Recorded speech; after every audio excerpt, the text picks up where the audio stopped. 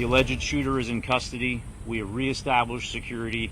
I have lifted all lockdown measures on Fort Stewart, and there is currently no threat to the local community. You just heard from Army Brigadier General John Lubas. He gave an update on today's shooting at the Fort Stewart military base in Georgia, forcing a full lockdown. Troops, families, and employees all told to shelter in place as military police secured the area. Thank you for joining us tonight. I'm Rolly Hoyt. Faith has the week off.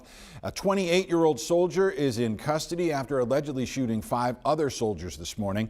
Army officials say the victims are expected to recover. A motive for the attack not yet clear. Let's take a closer look at the timeline for today's events. At 10:56 local this morning, law enforcement responded to a possible shooting in the 2nd Armored Brigade combat team area. By 11:04, the area went on lockdown, including several schools just outside the base who locked down out of an abundance of caution. Emergency crews arrived and started treating the injured soldiers by 11:09. By 11:35, MPs had the alleged shooter under arrest, all in 39 minutes after that first call to the scene. Fort Stewart lifted the lockdown of that main area by 12:10. And for more, let's get to CBS's Dave Malkoff. Law enforcement responded to reports of a shooting in Fort Stewart's 2nd Armored Brigade combat team area just before 11 on Wednesday morning. The suspect is a male U.S. Army sergeant. We have identified the alleged shooter as Sergeant Cornelius Radford, an automated logistics sergeant assigned to 2nd Brigade combat team. Moments later, the fort was locked down.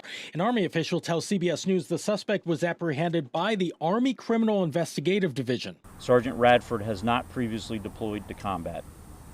Sergeant Radford has been interviewed by the Army Criminal Investigation Division and is currently in pretrial confinement, awaiting a charging decision. In the aftermath, officials posted on social media that there is no active threat to the community.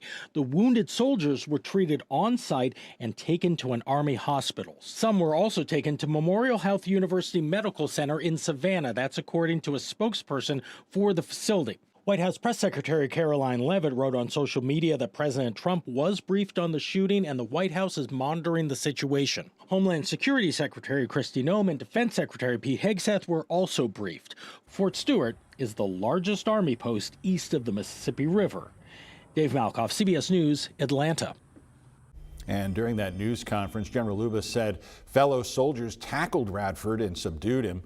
Fort Stewart released a statement saying no additional information will be released until that investigation is complete.